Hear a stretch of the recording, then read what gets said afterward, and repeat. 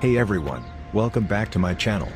Today, I am beyond thrilled to be sharing with you our incredible journey to Avila, where we explored the very monastery where Saint Teresa of the Child Jesus spent most of her life.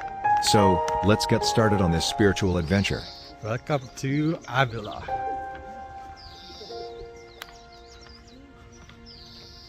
Avila, located in Spain, holds several distinctions. Firstly, it stands as the highest provincial capital in the country, situated at an impressive elevation of 1,132 meters, over 3,700 feet, above sea level. Secondly, the city boasts remarkable medieval city walls that remain intact to this day, offering a glimpse into its rich history. Lastly, Avila proudly claims to be the birthplace of Saint Teresa of Avila, a highly esteemed and influential Catholic saint. Avila, known as the Holy City, holds a significant place in Catholic history. It is the birthplace of Saint Therese, a popular saint renowned for her spirituality and devotion. Santa Teresa de Jesus. Yan.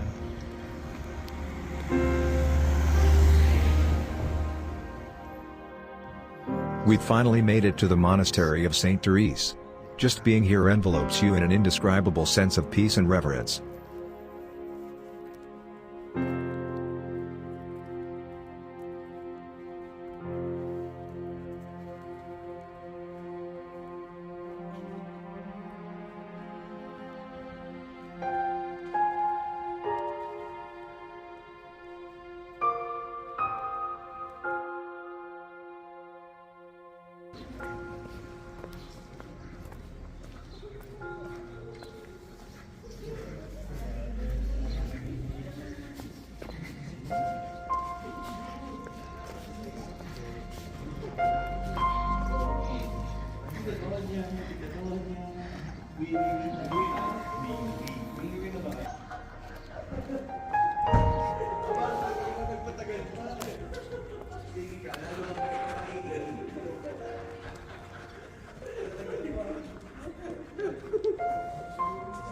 Here in the monastery garden, Saint Therese found joy in the little things, just as she did with her little way.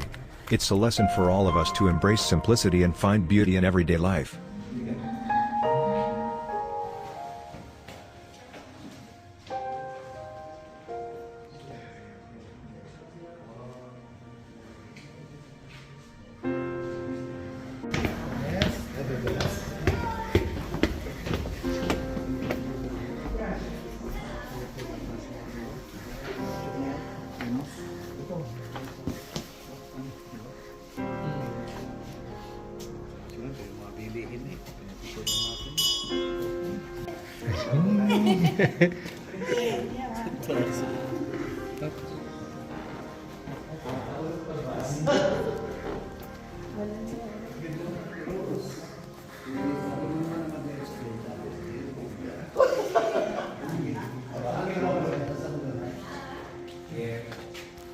Museum of the Monastery of the Encarnacion, Avila. Dear pilgrim, welcome to the Monastery of the Encarnacion. You are walking on the very same ground that a nun who revolutionized 16th century spirituality walked upon. Her name was and is Teresa of Jesus. The monastery was founded on April 4, 1515. May quiz po tayo ha, mamaya. And providentially speaking, it was on the same day that Saint Teresa was baptized in her home parish of Saint Juan el Bautista, Saint John the Baptist. She entered this monastery in 1535 when she was 20. Wow. 20 years old, and as she states in her writings, forced herself because when I left my father's house, my distress was so great that I do not think it will be greater than I lie. It seemed to me as if every bone in my body were being wrenched asunder. For as I had no love of God to subdue my love for my father and kinsfolk, everything was such a strain to me that if the Lord had not helped me, no reflections of my own would have sufficed to keep me true to my purpose. She would live at this monastery for 27 years, and it was only afterwards that she would, encouraged by God, leave in order to embark upon the reform of the Carmelite order. She founded the first convent of these Carmelites near the medieval walls of Avila and called it the Palomarcito de San Jose, St. Joseph's little dovecote or pigeon loft. After this initial foundation, 16 other foundations followed. This monastery of the Encarnacion served as a wellspring for her new foundations. Over the years, 34 nuns who had originally lived here would follow Saint Teresa out to the newly reformed monasteries she had established. Years later, Saint Teresa would return as prioress to this monastery for 3 years, sent back by the provincial head of the Carmelites. In total, Saint Teresa lived here for 30 years, which makes it a very special place, in essence, a holy shrine to this saint. You are now to enter through the main door that used to lead to the cloistered area of the monastery. It was here on November 2, 1535, that Teresa of Avila entered this very doorway to begin her life as a Carmelite. In this spacious room, the floor tiles on the side, the furniture and other objects date back to the times of this saint. The fresco that you see on the left, portraying Christ tied to a pillar, was ordered to be painted by Saint Teresa herself and depicts the way in which our Lord appeared to her several times.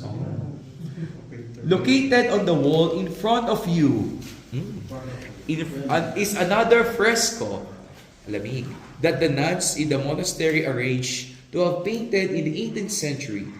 This fresco represents Saint Teresa accompanied by her niece Teresita de Cepeda, who was the daughter of her brother Lorenzo. While still a young girl, Teresita was received into the convent located in Seville by her aunt. The chest situated under this fresco also dates back to Saint Teresa's times, and it is where the monastery archives were kept. In order to open this chest, the two nuns in charge of the keys, known as the Las Clevarias or Las Consejeras, hung in the center of the wall. In this same room, on the right, it is possible to see a painting of Saint Francis of Assisi. Saint Teresa was very devoted to this saint because of his great love of poverty. And now, in order to continue your museum visit, go through the doorway located near this painting and head up the set of stairs. As you are going up,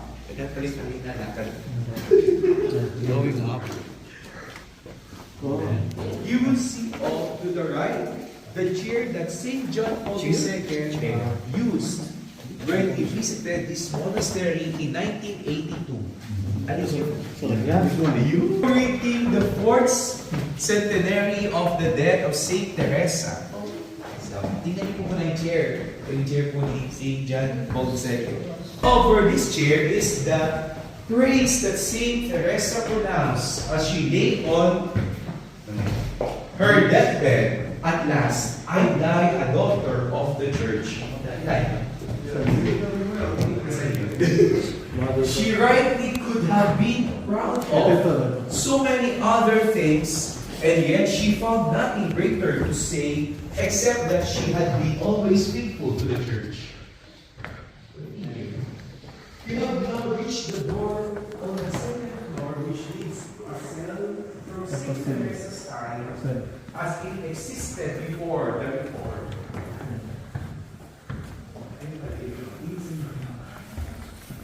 As you can see, these cells were large.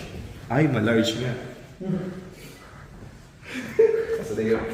And it was possible for the nuns to keep coffers or chests, pajuelas, tree trunks used for seating, and a table. The fireplace was used for cooking and also eating. So in the essence, community life was limited to attending Holy Mass in the church choir and praying the divine office together. If you look at the rafters or beams on the ceiling, they were hand-painted by the nun who lived in this cell. Curiously enough, she used a different pattern for each rafter. In contrast, after the reform, the cells for the Discalced Carmelite nuns are small and sparse. There are no tahuelas or tables, and nuns sit on the floors. On the left, looking through the glass window,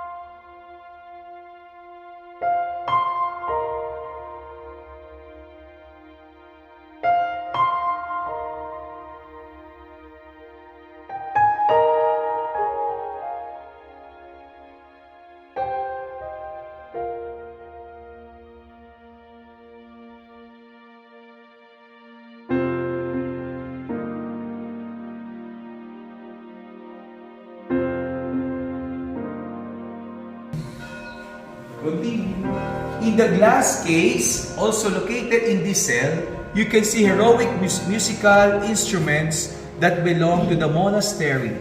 We know that Saint Teresa enjoyed enlivening the recreational periods on feast days and with songs and the recitation of couplets. For as she said, a nun who is sad is a sad nun. To bestow on all the convents that she founded a joyful atmosphere and has become one of the hallmarks of this cult's gardens. In the main staircase of the monastery, which is still used today, you can see two statues of Saint Teresa, a lovely child on these steps, which she did not find unusual, since before the reform, family members of the nuns would enter with ease. He asked her, "What is your name?" She answered, "Teresa of Jesus." He then said to her, "I am Jesus of Teresa." Wow. Ano yun?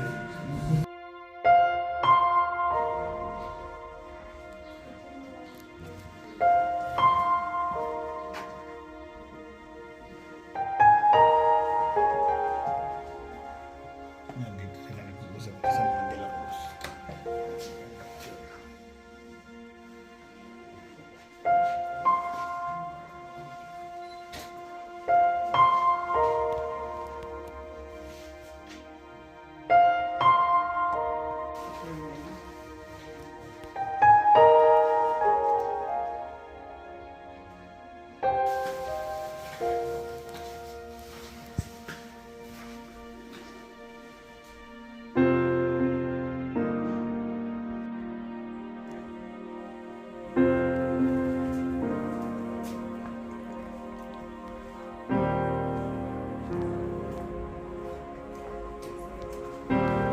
As our journey to Avila comes to an end, I'm grateful for the opportunity to walk in the footsteps of Saint Teresa and learn from her profound faith and devotion.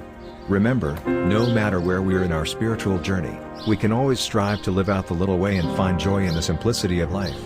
Thanks for joining me on this incredible pilgrimage.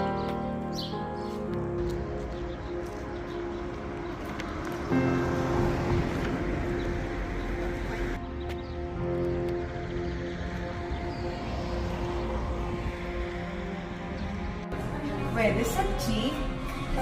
Pwede sa boy. Chick boy. TV.